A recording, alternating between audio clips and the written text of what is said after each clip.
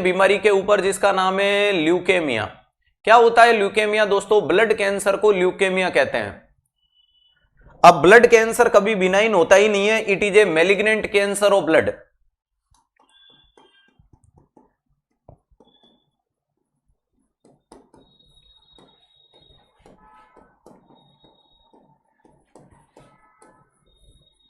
It is a malignant cancer of blood. ठीक है साहब। इसके अंदर क्या देखने को मिलता है? Abnormal proliferation of WBC.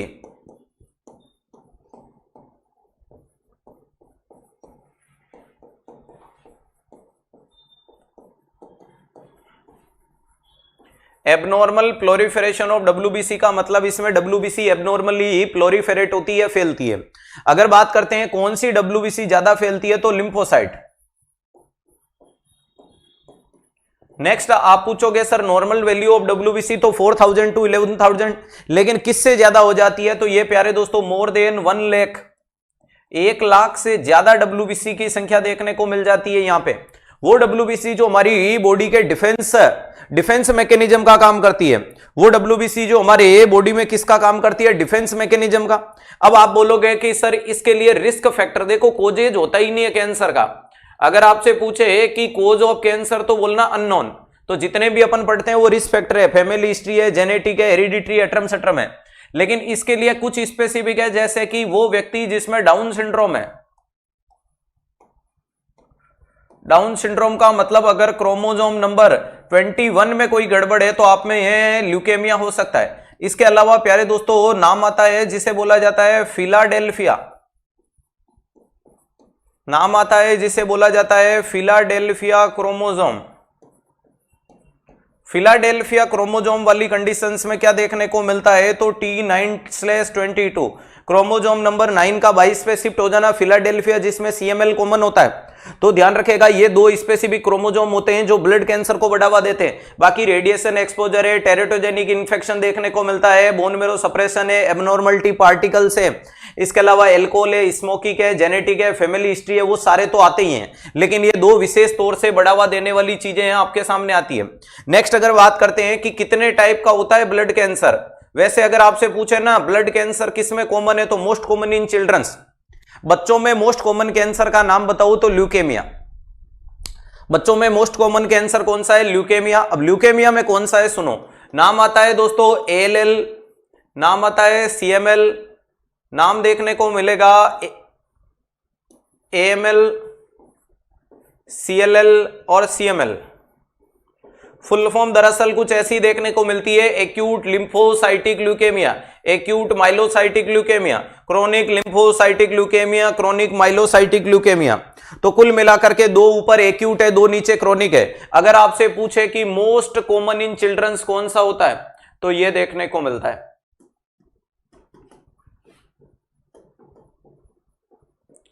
Most common in children's, बच्चों में कॉमन कौन सा देखने को मिलता है? तो ALL देखने को मिलता है। वहीं पे बूढ़े लोगों में कौन सा कॉमन होता है? तो CLL।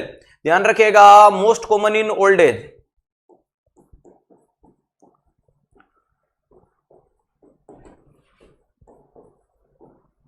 और ओल्ड एज में कौन सा देखने को मिलता है? तो ये देखने को मिलता है, ये वेरी इंपॉर्टेंट चीज है। समझ में आ गया? ध्यान रखिएगा वेरी इंपॉर्टेंट चीज है ये। बच्चे वाला सवाल और बूढ़े वाला सवाल पूछा हुआ, इसको एल्डरली या 4th डिकेड के नाम से भी कई बार पूछा जाता है। क्लियर है? हाँ, क्रोमोसोम नंबर 21 में गड़बड़ से देखने को मिलता है। अब इसके बाद में प्यारे दोस्तों आप बात करोगे सर इसके साइन एंड सिम्टम क्या आएंगे, तो साइन एंड सिम्टम में वही देखने को मिलता है कि ब्रूसिंग्स देखने को मिलेगी। अरे मरीज में हाइपोटेंशन जैसी कंडीशन हो जाएगी, हाइपोटेंशन जैसी कंडीशंस हो जाती है। नेक्स्ट मरीज में अल्टर्ड लेवल ऑफ कॉन्शियसनेस हो जाएगा। मरीज में इम्यूनो सप्रेशन देखने को मिलेगा, इम्यूनो सप्रेशन।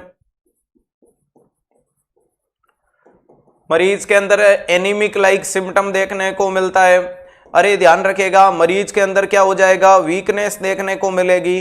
अरे ये वीकनेस देखने को मिलती है, जिसको मेलाइज बोल दो, इसको मेलाइज बोल दो। ये सारी के सारे सिम्टम्स हैं जिनमें कोई स्पेसिफिकनेस नहीं है।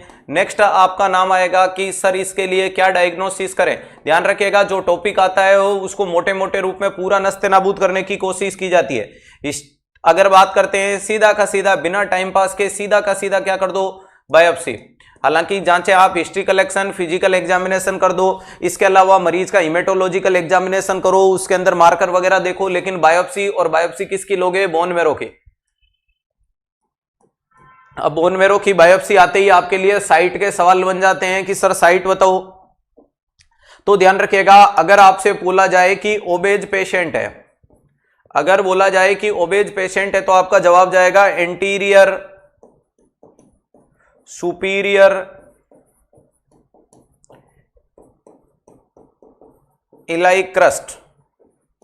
ध्यान रखिएगा, एंटीरियर सुपीरियर इलियक क्रस्ट चला जाएगा अगर ये वाली कंडीशन है। वहीं पे अगर आपसे पूछा जाए कि एडल्ट है या चिल्ड्रंस है, अगर आपके सामने नाम आ जाता है एडल्ट है या चिल्ड्रंस है, इस कंडीशन में आपका क्या चला जाएगा? तो आपका जवाब जाएगा पोस्टीरियर सुपीरियर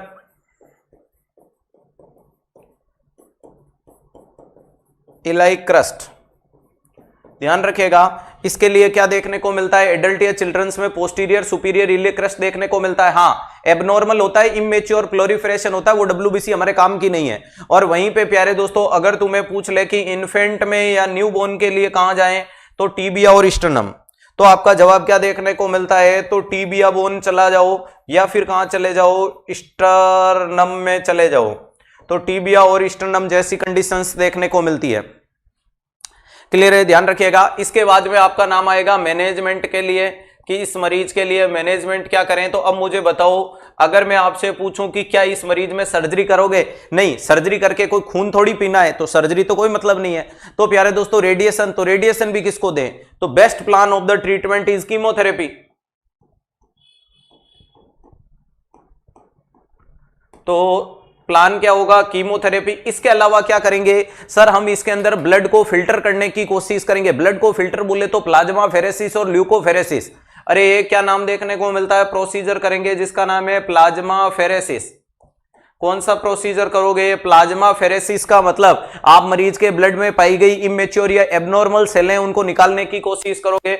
और इसके अलावा क्या कर सकते हो? तो हम करेंगे ल्यूकोफेरेसिस।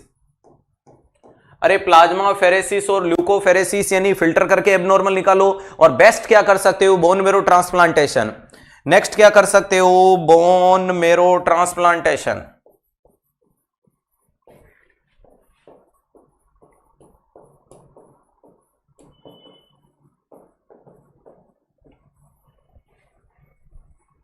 बेस्ट में क्या जा सकते हो? लास्ट में बोन मेरो ट्रांसप्लांटेशन। बोलो बांके बिहारी लाल की जय। क्लियर है प्यारे दोस्तों? इसी को कहते हैं 360।